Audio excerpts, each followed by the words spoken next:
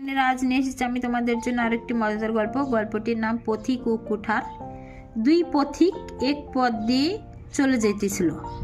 তাদের মধ্যে একজন সম্মুখে একখানা কুঠার পাইয়া তৎক্ষণাৎ তাহা ভূমি হইতে উঠাইয়া লইল।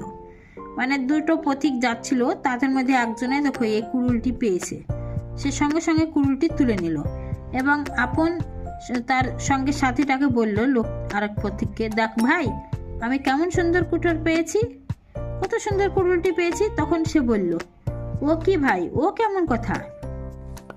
আমি পাইয়াছি বলিতেছ কেন? আমরা উভয়ে পাইয়াছি বলো। উভয়ে একসঙ্গে যাইতেছিলাম, যাহা পাওয়া গেল উভয়ের হওয়া উচিত। অপর ব্যক্তি বলল, না ভাই, তা হলো অন্যায় হয়। তুমি কি জানো না যে যা পাই তারই তা হয়? এই কুঠার আমি পেয়েছি, আমারই হওয়া উচিত।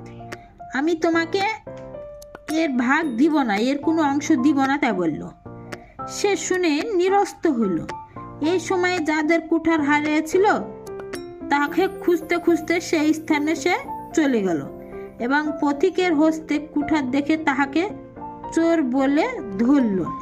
তখন সে স্বীয় সহচরকে বলল, ভাই, আমরা মারা পড়িলাম। তার সহচরও বলিল, কেমন কথা? এখন আমরা মারা পড়িলাম বলো কেন?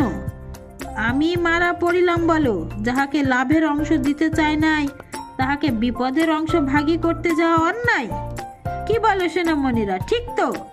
তুমি যখন কুড়োলটি পেলে তখন দুজনে একসঙ্গে যেতে যেতে কুড়োলটি পেলে, কিন্তু তুমি তাকে, তোমার সাথীটাকে, আরেকজনকে ভাগ দিতে চাও না।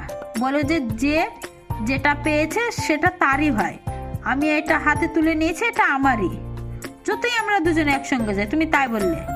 তখন ও ভাগ দিবে না জেনে কুড়োলটি যার হারিয়েছিল তাকে খুঁজতে খুঁজতে পেয়ে সে যখন ভাবলো যে তাহলে এ প্রতীকটা আমার কুড়োলটা চুরি করেছে, সে যখন বিপদে পড়ে গেল, তাকে যখন সবাই মেরে ফেলবে, তখন সে বলছে যে বন্ধু, আমরা মারা পড়িলাম।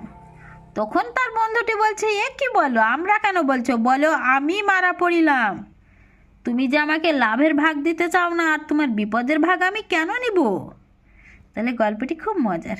এরকম আরও মজার মজার গল্প পাওয়ার জন্য চ্যানেলটি সাবস্ক্রাইব করে সঙ্গে থেকো সোনামণিরা।